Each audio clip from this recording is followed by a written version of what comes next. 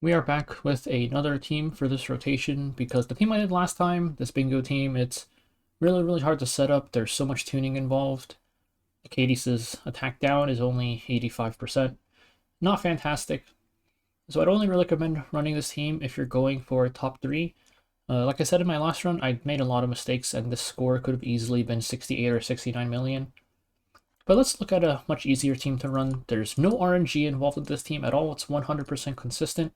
And it's also much more accessible units. It's this one here. I don't know which person started doing it. I think I've seen like 4 people running this, but I was looking at the rankings a few days ago and I decided I would test this eventually. Smolya, Suthan, Cermia, and Brieg. The important thing about this team is Suthan has 3 debuffs on his S3, unhealable and 2 burns.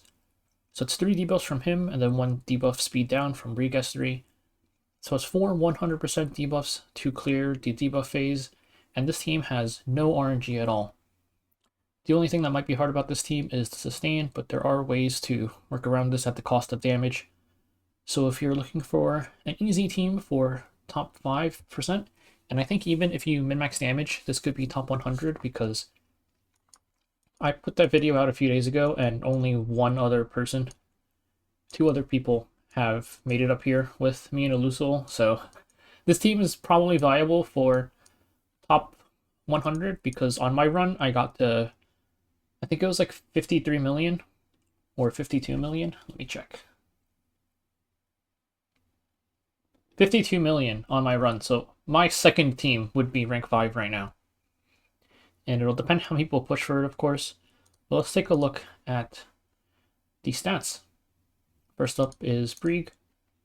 I go on my Warhorn with just max out your HP, and then any extra stats can go into speed. Pretty much the same as usual. Next up is Smolya. Also, a bunch of HP, and I made her a bit faster than usual, just for min-maxing damage purposes. If you do not plan on min-maxing your damage, you can just gear her with whatever. And I have her on her personal artifact, more HP for her and Brieg to slightly increase the damage on her S2. If you are having issues with sustain, you could give her a sustain artifact instead, like Touch of Rekos, Celestine, or something like that. Or even Shamadra's Staff. Next up, let's look at Suthan. For Suthan, I gave him Midnight Bloom for the stats because it gave me more damage than using Card of Small Miracles. And I actually forgot I had this on him because I gave him 100% crit chance. He could be as low as 84%. If you don't have this, then use the usual Super Duper Water Shooter, Card of Small Miracles, Midnight Pete the Delivery, whatever. And then I gave him full damage just because all of the damage that Cermia is taking will be taken by Suthan too, because Euphony only does AoEs or hits the front line. So because of that, it doesn't matter if Cermia is not surviving, neither is Suthan. So I just gave him damage. You could give him bulk or just gear him with whatever random stuff. Doesn't really matter too much. Only thing is, I think low speed on him is good because then he takes less turn in the break phase because he doesn't have a non-attack skill. So any turns that he takes in the break phase will end up increasing the break bar no matter what. The only thing is that you have to make sure that his S3 is +4, so he has the 100% chances for his debuffs. If you have him for Nightmare Raid, or you plan on doing Nightmare Raid in the future and you haven't yet somehow, he is good for Devour Arahakan, so good unit to build. And lastly is Cermia. With Cermia, full damage. And 84% crit chance because we have Midnight Bloom on Suthan. Cruel Mischief as the artifact. And for the E, since we can't proc extra attacks with anybody except for Smolya, I'm just using the Barrier E, which I never actually ended up using for the Barrier because the timings for getting into break were a little bit tight for me. But yeah, as long as you just have the maxed out attack. And now we can take a look at her run. So starting off this fight, like I said, the 2 main things that are going to be hard to do are surviving and also getting into the break phase because we have so many units at really low speeds and we need to hit her 8 times outside of the debuff phase. So for sustaining, it's largely going to be timing your Smolya S3 and Brieg S2. And then for doing the 16 hits necessary, You could try making Suthan faster, or Smolya faster. I kept them really slow to min-max for damage, but of course, if you're not going for top 100, you don't need to min-max your damage that much. Just make them faster so it's easier to get the hits in. Here we Smolya S3 to cleanse off all the burns, and we should be fine for the rest of this phase. So here we enter the debuff phase, but Suthan is so far back in the CR bar that we're actually going to wait one turn with Brieg before we use S3. Because Yufine is going to cut Suthan, so we can't use S3 yet. So now Yufine uses her S2, and we don't bother using Brieg S2 there because Yufine is going to heal everybody up here. Brieg S3 for our first debuff, 100% chance to land speed down. Suthan for our second, third, and fourth debuffs, all 100% chance, and we're in the break phase. So now we want to try to get 5 turns in with Smolya so that we can hit max stacks of the damage enhancer on Cermia. Cermia we can S2 to give ourselves greater attack buff and stall for another turn. And here I'm going to use S3 because if I hit S1, the eggs would proc their counter thing, but Smolya wouldn't hit 100, so we can stall a turn with S3. And now she procs.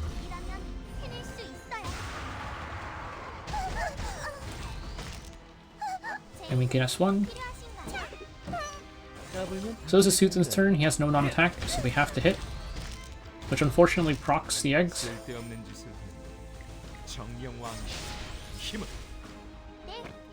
So now Cermia is at 5 stacks and it's time to start hitting with her. So we get our first S1 in.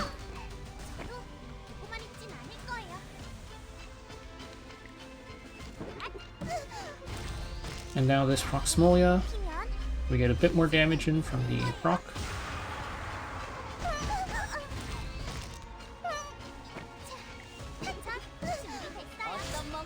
And this is our second hit.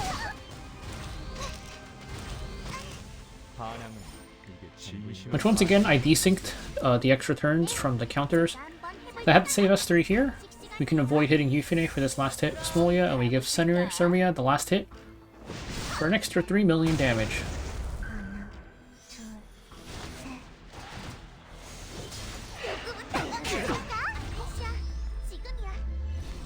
So this proc here is a little bit unfortunate because proccing this early means that we don't get the heal up, that extra damage proc. So we're gonna have to be a bit more careful about sustaining this phase.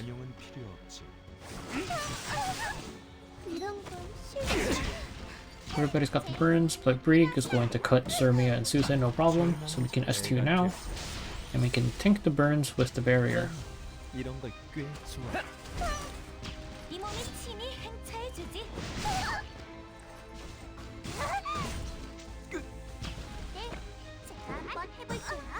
Progressing as normal.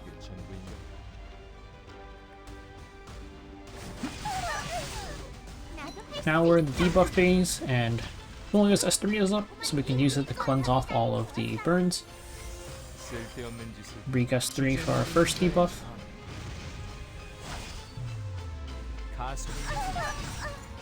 Suthan S3 for 2, 3, and 4. And we're in the break phase again.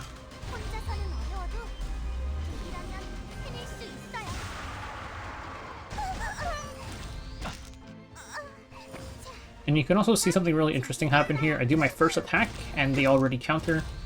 And that's just because the eggs will remember their weakling counter from the previous phase. So that's why we instantly desync on the Smolya extra attack cycling. And that is also why we're actually not able to get the triple hit in this phase. But Suthan does our S1 there, and we are back into cycle.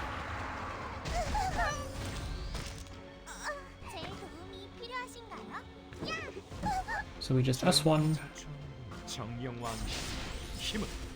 Brieg pushes up, and that's the 5th turn for Cermia.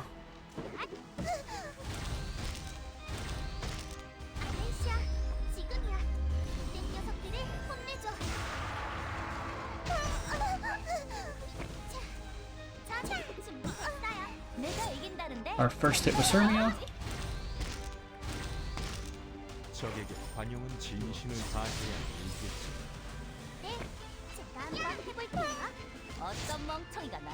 Second hit with Cermia, and now we have to exit the break phase. That's just how it is. There's probably ways to tune around it, so you can always do triple hits. I'm just not sure exactly how, and I already have a higher score, so... And the funny extra turn interaction, we get an extra hit in, and that does count towards increasing her exhaustion gauge.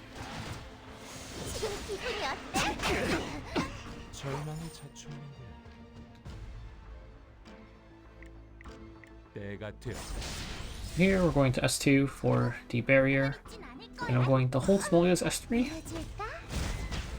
because it's better to use it to cleanse the burns. So we're just hitting her to increase the exhaustion gauge as usual.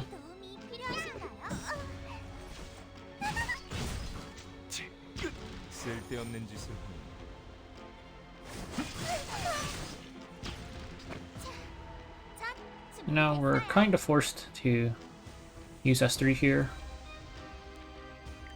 I was trying to see if I could greed and hold it for better fighting spirit timings, but no dice. And once again, we're going to have Suthan really far back at the start of the debuff phase, so we'll have to wait one rotation before we actually clear the debuff phase. We still have turns left, so it's not a huge problem.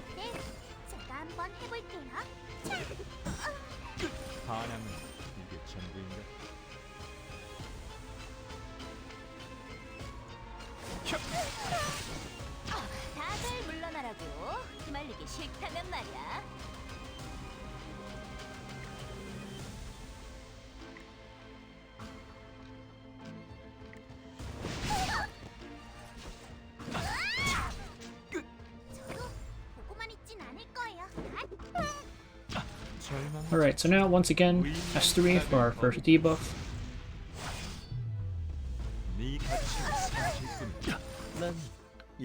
And then S3 again for our second, third, fourth debuffs.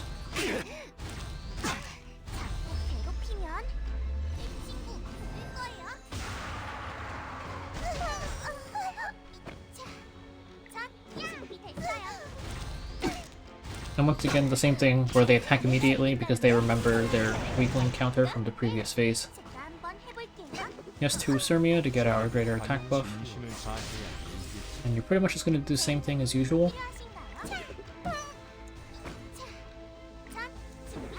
That was one of the reasons I split up my Smolya so she could naturally lap everybody in the break phase just for situations like this. So now she's ahead of everybody, and she fixes the whole cycling by herself. And Brieg will be able to move right after Cermia does here.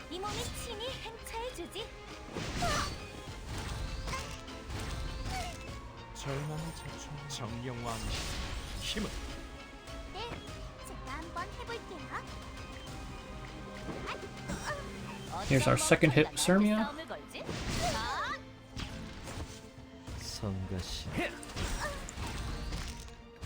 And this is going to push Smolya back up, and I actually make a big mistake here. So here Smolya goes up, and I S1, as I should. And instead of hitting with Cermia S1 here, I should S2, because S2 would push Smolya up, and then Smolya still had S3, so Smolya could S3, not hit Yufine, and then Cermia would have been able to hit that last hit with greater attack buff instead of no attack buff. That mistake cost me about 2 million damage, so this run should have been 54 million damage instead if I didn't mess up. So that is it for the team. Like I said, this team is way easier to run. 100% consistent because Suthan and Brieg is 4 debuffs without any RNG. Credit to whoever found this team. I still have no idea who it was. I just saw people running it. It's a great team. And like I said, this probably works for top 100 because that run was 52.3 million and I lost 2 million damage to my own mistake. And that would have been 54.3 million damage. But both of those scores would be rank 5 right now. So if this Blingo team is way too much work, we're not getting 100 people running this Blingo team. Try the Suthan team and you should be able to make at least top 5%, do your Dagger Sakar, and potentially make top 100.